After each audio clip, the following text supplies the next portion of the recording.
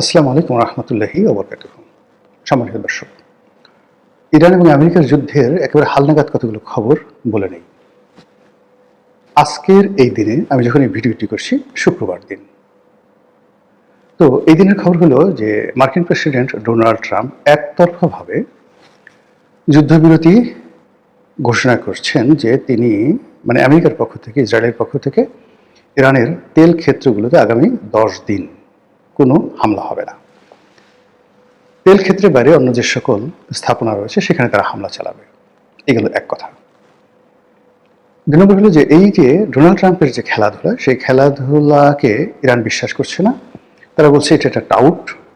অতীতে আমরা যে কয়বারই তাদের সঙ্গে কথাবার্তা বলেছি, চুক্তি করেছি, তারা মানেনি। এমনকি শান্তি আলোচনা চলেছে, নেগোসিয়েশন চলেছে, ঠিক একদিকে আলোচনার টেবিলে আমরা উপস্থিত, সেই সময় ইরানে আক্রমণ করেছে। একবার দুবার নয়, বহুবার। তো কাজেই এবারে যে যুদ্ধ, সেটার একটা পার্মানেন্ট সলিউশন আসতে হবে। এই যুদ্ধ আগামীতে আর হবে না। এবং আমাদের কিছু দাবি দেওয়া আছে, ক্ষয়ক্ষতি হয়েছে, সেই ক্ষয়ক্ষতিগুলো তাদেরকে সামাল দিতে হবে, পূর্ণ করতে হবে।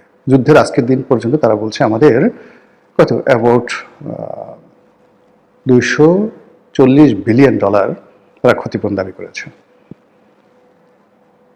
অন্যদিকে উপর্যুপরি ইরান আক্রমণ চালিয়ে যাচ্ছে ইসরায়েলে, এবং ইসরায়েলের এখন এই যে যুদ্ধের দামামা, এটা ইসরায়েলি জনগণের জন্য অনেকটা স্বাভাবিক হয়ে গেছে। একটা খবর দেখলাম যে ইসরায়েলের বিভিন্ন রেস্টুরেন্টে লোকজন খাওয়া দাওয়া করে, তারা বসে থাকে বিল না দেওয়ার জন্য, যে হঠাৎ করে যদি কোনো ইরানি মিসাইল আসে বা ধরেন কোনো ড্রোন আক্রমণ হয়, সেক্ষেত্রে তারা সেখান থেকে দৌড়ে পালাই যেতে পারবে, বিল দিতে হবে না। এটা একটা ফটো কার্ড আসছে এবং বিশ্বের বড় বড় গণমাধ্যমগুলো এটা প্রকাশ করেছে। তাহলে বোঝার চেষ্টা করুন যে ইসরায়েলের মাটিতে ইরানের যে আক্রমণ, এটা হররোজ কি পরিমাণ হচ্ছে।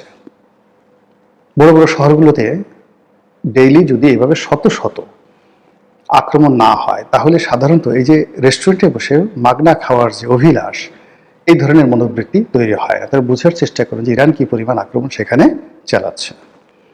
অন্যদিকে মিস্টার ডোনাল্ড ট্রাম্প, সে রীতিমতো পাগল হয়ে গেছে। একবার বলছে যে ইরানের যারা লোকজন, তারা তাকে সর্বোচ্চ ধর্মীয় নেতা হিসেবে নিয়োগ দিতে চাচ্ছিল, আমি না করে দিয়েছি। আবার বলছে যে এতদিনের মধ্যে ইরান আত্মসমর্পণ করবে, এটা তাদের শেষ সুযোগ, আদারওয়াইজ ইরান শেষ করে দেওয়া হবে। আবার একটু পরে বলছে যে ইরান এটা বোগাস, তারা যে তাদের কিচ্ছু নাই, আমরা সব কিছু শেষ করে দিয়েছি। আবার তারপরে বলছে যে তারা এত দক্ষতার সাথে যুদ্ধ করছে, যেটা লাউজি যুদ্ধ করছে।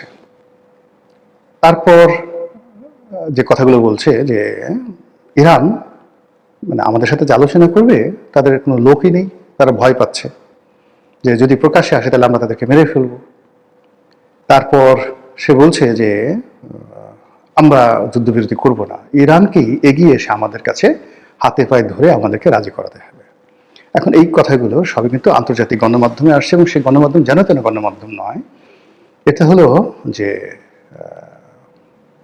আমেরিকা এবং ইউরোপের বড় বড় পত্রিকা, new York Times, Sunday Times, London Times, the guardian, এই সমস্ত পত্রপত্রিকা। ফলে আপনি বোঝার চেষ্টা করুন যে আমেরিকার যে জনমত এই মুহূর্তে কোথায় আছে, এবং ডোনাল্ড ট্রাম্পকে নিয়ে তারা চিন্তিত যে এই লোকটা হয়তো মারা যাবে, বা যে কোনো সময় হার্ট ফেল করবে, হার্ট অ্যাটাক করবে। তারও তো বয়স প্রায় 80 বছরের কাছাকাছি, এলোমেলো হয়ে গেছে সব কিছু। অন্যদিকে ইরানের যে তেহরান টাইমস, তারা একটা নির্ধারণ, একটা যাকে বলা হয়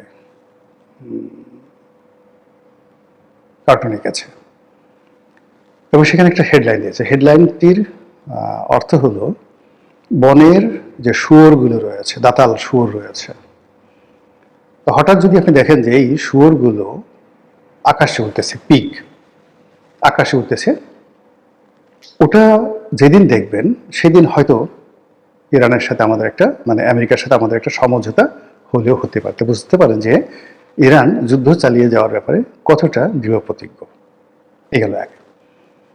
অন্যদিকে এই যে যুদ্ধ বলেছি, এটার সাথে একটা সারা দুনিয়াতে একটা যাকে বলা হয় মাফিয়া চক্র আছে, যারা অস্ত্র ব্যবসা করেন, আন্ডারওয়ার্ল্ডের মাদক ব্যবসা করেন, এবং এই সময়টাতে যারা আমেরিকাতে মাদক সরবরাহ করেন, তারা এই সময়টা থেকে যাকে বলা যেত সমস্ত আইন শৃঙ্খলা রক্ষাকারী বাহিনীর মনোযোগ যুদ্ধের দিকে। আর এই সুযোগে তারা আমেরিকাতে ট্রিলিয়ন ট্রিলিয়ন ডলারের মাদক ঢুকিয়ে দিচ্ছে, সমাজ শেষ। এই সময়টাতে যারা বিভিন্ন আর্মস সাপ্লাই করে, আমাদের বাংলাদেশে ধরেন সেনাবাহিনীতে, পুলিশ বাহিনীতে যারা অস্ত্র সাপ্লাই দেয়, আপনি কি তাদের নাম জানেন? নাম জানেন না, আমিও জানি না, কিন্তু কেউ না কেউ তো সাপ্লাই দেয়। কল্পনা করতে পারেন যে গোপনে ট্যাঙ্ক, অস্ত্র, গোলা বারুদ কি পরিমাণ প্রতি বছর বাংলাদেশে আমদানি করা হয়, এবং এর থেকে কি পরিমাণ কমিশন যারা নেয়, তাদের নেটওয়ার্ক কোন পর্যায়ে, এবং তারা কারা। যে স্বাধীনতার পরে এখনো পর্যন্ত বাংলাদেশে একদিন আপনি পাবেন না যে বাংলাদেশে তারা এই সেনাবাহিনীকে অস্ত্র সাপ্লাই দিয়ে এই বাড়ি গাড়ি শিল্প কলকারখানা করেছে। It's a underworld. সিমিলারলি এই যুদ্ধের ময়দানে যে অস্ত্র ব্যবসা হয়, পৃথিবীর যে সকল দেশ অস্ত্র উৎপন্ন করে, যেমন ধরুন মার্কিন F-16 বিমান বা F-35 বিমান, কিংবা ধরুন তাদের যে সকল পরমাণু প্রযুক্তি রয়েছে, জাহাজ শিল্প রয়েছে, এমনকি তাদের যে বোয়িং কোম্পানিগুলো রয়েছে, এর 90% কাঁচামাল সামগ্রী এটা তো একটা সাপ্লায়ার আছে, কখনো দেশের ভিতরে, কখনো দেশের বাইরে। তো এই যে যুদ্ধ সংক্রান্ত এবং অস্ত্র সংক্রান্ত যে ব্যবসা, এটা কনভেনশনালি হয়, কিন্তু এই যুদ্ধের সময় এই ব্যবসাটা কয়েক হাজার গুণ কিংবা কয়েক লাখ গুণ এটা হয়ে যায়। ফলে কি হলো, যারা এই ব্যবসা চালাচ্ছে তারা তো লালে লাল, তাদের হাতে এত ক্ষমতা যে পুরো সেনাবাহিনীকে তারা কিনে নিতে পারে, তাদের হাতে এত ক্ষমতা, তারা যে কোনো কাজ করতে পারে। ফলে ডোনাল্ড ট্রাম্প চাইলেও তিনি এই যুদ্ধ থেকে বেরোতে পারবেন না, আর ইরানও এই যুদ্ধ থেকে এই মুহূর্তে বের হবে না। এর কারণ হলো, এবং ইসরায়েলও বের হবে না। ইসরায়েল যে অবস্থায় আছে, তার সমস্ত রাজনৈতিক অবস্থা চাপা পড়ে আছে, সব কিছু বাদ দিয়ে মানুষ শুধু নিজেরটা চিন্তা করতেছে, সে আজকের দিনের কথা চিন্তা করছে। এনি ক্রাইসিস, যখন একটা দেশে খুব মারাত্মক ক্রাইসিস হয়, আমজনতার ক্ষতি হয়, সাধারণ জনগণের ক্ষতি হয়, অর্থনীতি ধ্বংসপ্রাপ্ত হয়, কিন্তু সমাজে যারা নেতৃস্থানীয় যারা লোকজন আছে, তাদের মধ্যে যারা ধড়িবাজ, তারা ওই সময়টাতে সবচেয়ে বেশি বেনিফিট হয়। সেম কাজ ইরানে হচ্ছে, ইসরায়েলে হচ্ছে, আমেরিকাতে হচ্ছে, এবং ইসরায়েল, আমেরিকা এবং ইরানের সাথে যারা সম্পৃক্ত বিভিন্ন দেশ, ব্যক্তি, প্রতিষ্ঠান, তারা এই সময়টাতে এই যুদ্ধকে কেন্দ্র করে যে বাণিজ্য, এই বাণিজ্যতে যে অর্থ তারা উপার্জন করেছে, সেই অর্থের মূল্যমান কত কল্পনাই করতে পারবেন না। এটা যুদ্ধের পরে বোঝা যাবে। তো কাজেই ইরান এবং আমেরিকার যুদ্ধ সহজে থামছে না। থামার কতগুলো লক্ষণ আছে। প্রথম লক্ষণ হলো যে একটি পক্ষ সম্পূর্ণরূপে পরাজিত হবে, আমেরিকা অথবা ইরান সম্পূর্ণরূপে পরাজিত হবে, যুদ্ধ থেমে যাবে। কিন্তু সেক্ষেত্রে আবার নতুন করে যুদ্ধ শুরু হবে অন্য সেক্টর। যেমন আমেরিকা যদি জিতে যায়, তাহলে সে প্রতিশোধ নেবে। এমনকি বাংলাদেশে দেখবেন যে তাদের দাপট, সেন্ট মার্টিন সে 1 মিনিটের মধ্যে দখল করে নিয়ে যাবে, কোনো রকম লাজ লজ্জা থাকবে না।